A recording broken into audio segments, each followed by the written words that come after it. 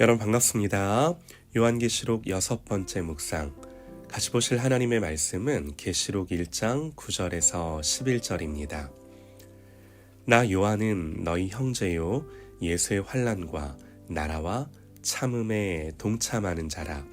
하나님의 말씀과 예수를 증언하였으므로 말미암아 반모라 하는 섬에 있더니 주의 날에 내가 성령에 감동되어 내 뒤에서 나는 나팔 소리 같은 큰 음성을 들으니 이르되 네가 보는 것을 두루마리에 써서 에베소, 서머나, 버가모, 두아디라, 사데, 빌라델비아, 라오디게아 등 7교회에 보내라 하시기로. 아멘. 존귀한 하나님의 말씀이라는 제목으로 하나님의 말씀 듣겠습니다. 요한은 은혜와 평강을 전하면서 삼위일체 하나님이 누구신지를 선포하고 찬양했습니다. 이제 본격적으로 요한은 자기가 본 환상을 기록을 하는데요. 첫 번째 환상은 1장 9절에서 20절까지예요. 이 환상이 결국 말하고자 하는 게 뭔가? 다른 것이 아니라 영광을 받으시고 하늘과 땅의 모든 권세를 가진 만왕의 왕 예수 그리스도, 이 환상의 주제가 이거예요. 우리가 아는 대로 이 당시 교회는 핍박이 극심했습니다. 물론 많은 사람들이 그럼에도 믿음을 지키며 순교도 했지만 그에 못지않게 배교도 참 많이 했어요. 많은 성도들이 믿음에서 떠나고 예수님을 등지고 교회를 떠났어요. 한번 생각해 보시죠. 이런 상황에서 어떻게 해야 했겠습니까?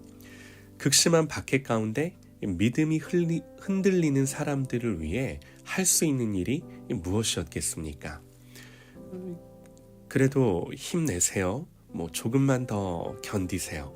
단순히 이렇게 말하는 것이었겠습니까? 이런 말이 힘이 됐을까요?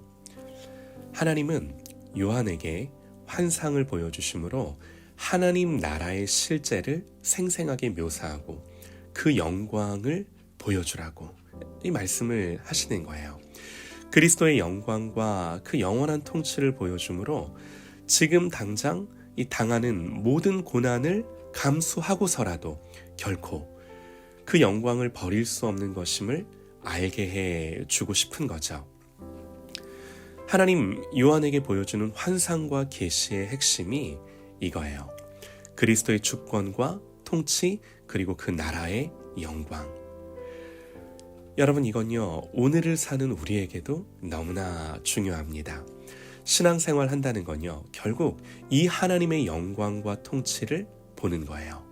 내 느낌, 감정, 판단이 아니라 이 진리를 봄으로 오늘을 하나님 앞에 힘있게 사는 것입니다. 자, 이 환상과 계시가 어떻게 요한에게 주어졌는지를 먼저 좀 보시죠. 8절 하반절에 요한은 하나님의 말씀과 예수를 증언하였으므로 말미암아 반모라 하는 섬에 있었더니 그럽니다. 이것은 하나님의 계시를 받기 위한 목적으로 반모 섬에 갔다 이런 말이 아니고 복음을 전하다가 반모 섬으로 유배되어 간 거예요. 유세비우스라는 역사가가 있는데요. 유세비우스가 쓴 교회사에 따르면 이 도미티안 황제 때 사도 요한이 18개월 동안 이 반모 섬에 유배되어 채석장에서 돌을 캐는 노역을 했다 이렇게 기록을 해요. 이때 요한의 나이는 거의 90대 노인이었을 겁니다. 채석장에서 노역을 감당하던 어느 주일이었어요. 주의 날에 내가 성령에 감동되어 그러죠. 여기서 주의 날이 주일이에요. 또 성령에 감동되었다는 건요 무아지경이나 황홀경에 빠져 있다라는 것이 아니라 그렇다라기보다는 의식이 또렷한 상태에서 이 지, 정, 의가 특별한 방식으로 성령의 지배를 받는 것을 가리켜요. 자, 우리가 이런 이해를 갖고 요한이 나팔 소리 같은 큰 음성을 듣습니다. 이것은 나팔 소리가 아니라 나팔 소리 같은 큰 음성이었어요. 여러분 한번 떠올려 보세요. 모세가 시내산에서 들었던 소리가 무엇이었습니까? 출애굽기 19장 16절에 우레와 번개와 빽빽한 구름이 산 위에 있고 나팔 소리가 매우 크게 들리니. 또 선지자 에스겔도 하나님이 임하실 때 뒤에서 크게 울리는 소리를 들었습니다. 그러니까 이게 뭘 말하냐면 하나님이 선지자들에게 당신의 음성을 들려 당신의 말씀을 계시할 때 이 하나님의 음성이 들리는데 이 음성을 달리 표현할 길이 없는 거죠. 온 천지에 울리는 큰 소리, 나팔 소리, 우레 소리, 많은 물소리, 성경이 이렇게 표현을 하는 거예요.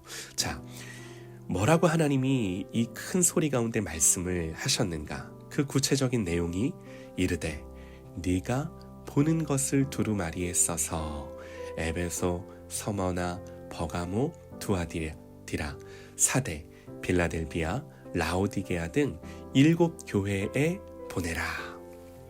생각해 보시죠. 그 당시 종이가 있었던 것도 아니고 필기도구나 이런 것들이 제대로 있었겠습니까? 요한은 요한계시록을 한가한 형편이 아닌 채석장 이 노역 한가운데 썼을 것입니다. 여러분, 우리가 이런 사실들을 통해 뭘 알 수 있나요? 이게 요한계시록이에요. 요한계시록의 권위가 여기에 있어요.